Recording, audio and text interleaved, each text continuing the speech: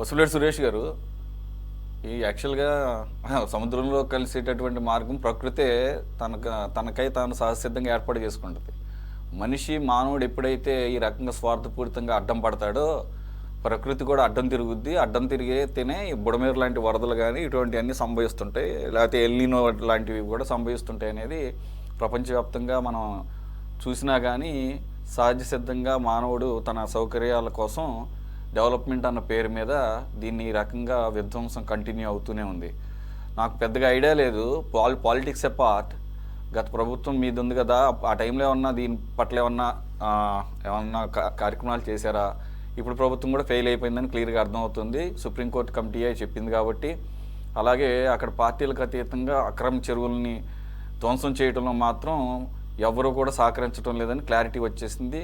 మరి ఇన్నాళ్ళు సహకరించిన వాళ్ళు ఈరోజు ఆర్డర్ పాస్ చేసింది కదా, కలెక్టర్కి సర్వాధికారాలు ఇచ్చింది కదా అని చెప్పేసి కలెక్టర్ మాటిని సహకరిస్తారన్న ఆశలు కూడా ఏం కనపడటం లేదు.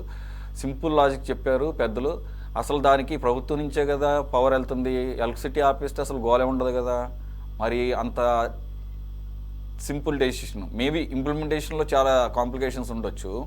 చిత్తశుద్ధి ఉంటే ఏ ప్రభుత్వం అయినా కానీ, మీ ప్రభుత్వం అయినా కానీ, ఇప్పుడు కూటమి ప్రభుత్వం అయినా కానీ, ఎందుకు ఆ దిశగా చర్యలు చేపట్టడం లేదు? హైడ్రా లాంటి ఒక రిస్క్ని అక్కడ గవర్నమెంట్ తీసుకుంటున్నప్పుడు ఎందుకని అట్లాంటి రిస్క్ తీసుకొని ఆ క్రెడిట్ని తీసుకునే ప్రజల నుంచి ఆ ప్రశంసలు తీసుకునే కార్యక్రమాలు ఎందుకు చేయటం లేదంటే ఉంటారు?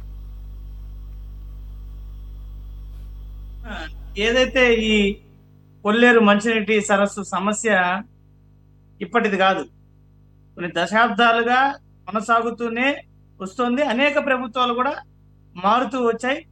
దీంట్లో పెద్దలు గబ్బురు గారు చెప్పినట్టు ఇది ప్రభుత్వాల నిర్లక్ష్యం ఇందులో ఉందన్న విషయాన్ని అందరూ కూడా రాజకీయాలకు అతీతంగా అంగీకరించాల్సినటువంటి విషయం. కాకపోతే ఇక్కడ మనం చూడాల్సింది ఏంటంటే, గతంలో ఈ ఏదైతే ఇందులో ఉప్పు నీరు కలుస్తోంది, అదేవిధంగా కలుషితమైనటువంటి మురుగునీరు కలుస్తోంది, ముందుగా వీటిని తీయాలి, అదే తర్వాత ఆక్రమణలు తీయాలి. ఇలాంటి విషయాలపైన గతంలో మీరు చూస్తే ఈ ఉప్పు నీరు కలవకుండా రెగ్యులేటర్లని అక్కడ నిర్మించాలి అనేటువంటి ప్రతిపాదన అప్పట్లో రాజశేఖర రెడ్డి గారు కూడా దీన్ని ప్రతిపాదన తీసుకుని రావడం జరిగింది. కానీ అది నిర్మాణ దశకు వెళ్ళలేదు. కానీ వారు ఆ తర్వాత అకాల మరణం చెందడం జరిగింది. తర్వాత ఆగిపోవడము జరిగింది. ఆ తర్వాత వచ్చినటువంటి ప్రభుత్వం పట్టించుకోలేదు.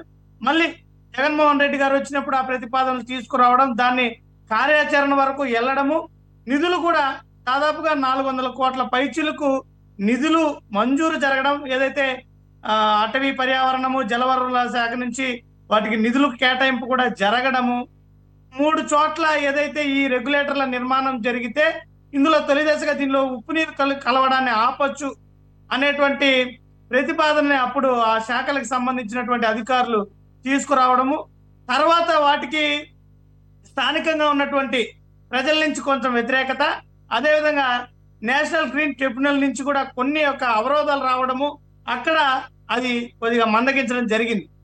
కానీ ఇది వెంటనే ఏ ప్రభుత్వానికి కూడా వెంటనే యుద్ధ ప్రాతిపదికన చేసేటువంటి కార్యక్రమం అని అయితే నేను అనుకోవట్లేదు. కానీ దీని మీద దృష్టి సారించి దీనికి ప్రాధాన్యతనిచ్చి దీనిని మొదలు పెడితే అది కొంచెం దీర్ఘకాలికంగా తీసుకున్నా కూడా విజయవంతంగా దాన్ని మనం పరిరక్షించేటువంటి పని చేయొచ్చు. ప్రభుత్వాలు ఆ దిశగా ఆలోచించాలా, ప్రజల్ని కూడా ఒప్పించాలి. ప్రజలకి దీని మీద ఉన్నటువంటి వాస్తవ స్థితులను వాళ్ళకి అర్థమయ్యేటువంటి రీతిలో అవగాహన కార్యక్రమాలని నిర్వహించి, చాలా మంది కూడా కొన్ని అపోహలు ఉంటాయి. అదేవిధంగా అనేక మంది దీని మీద జీవనాధారం ఉంది అనేసి వాళ్ళు ఇదే జీవనాధారంగా ఉన్నారు కాబట్టి వాళ్ళందరికీ ఏదైనా ప్రత్యామ్నాయాలు చూపించడమో, ఇలాంటి చర్యలు తీసుకొని దీని ఒక దీర్ఘకాలిక ప్రణాళికగా రూపొందించుకొని దీన్ని కానీ కార్యాచరణ కానీ సిద్ధం చేసుకోతే ప్రభుత్వాలు చేసుకోగలుగుతాయి.